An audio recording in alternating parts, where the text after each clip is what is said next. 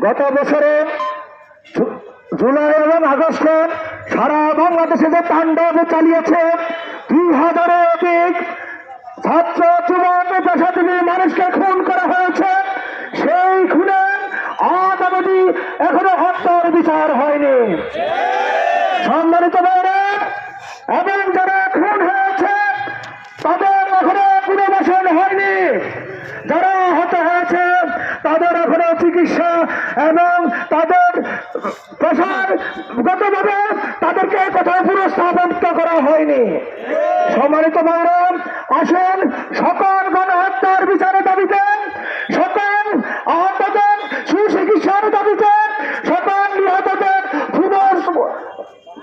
পুনর্বাসনের দাবিতে, পিয়ার